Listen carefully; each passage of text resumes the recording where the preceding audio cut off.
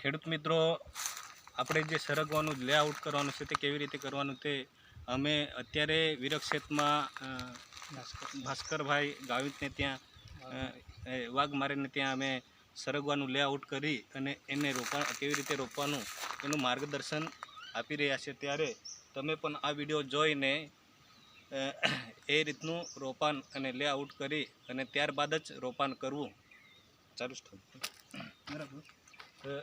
हे जे आहे ना बराबर कोडक बार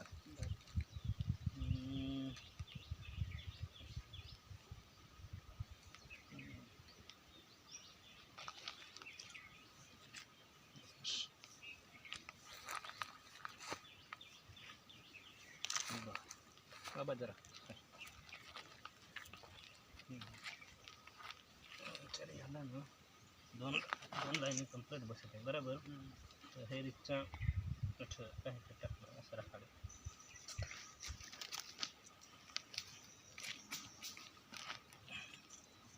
એટલે 12x6 આપણે 12x6 આપણે કાટખૂણો પાડી 90ના કાટખૂણામાં આપણે આખું લેઆઉટ કરવાનું છે। તો આ રીતે બહારનું અને કસા બાબા જાય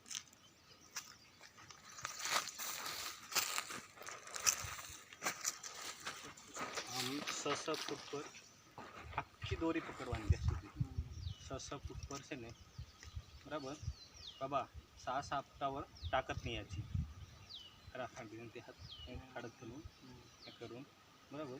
હવે तुम्हाला जे 12 फूटचा जे अंतर दिला बरोबर तर ह्यात तुम्ही वच्चे आहे ना હવે हे पाळवर तुम्ही सरग रोपलं हां सिद्धीच पाडायची सरगवर ही माती असा हे करून बेड बनवायचा। त्यावर तुम्ही दुसरा पाक घेऊ शकता। कोणता घ्यायचा वालच बरोबर। तर वाल शिवाय आपले दुसरा घ्यायचा आहे हां। तर चोमासामा काय वस्तू होते हां वाल होतो दुसरा वांगी होते मिरच्या होते बरोबर मिरच्या होते।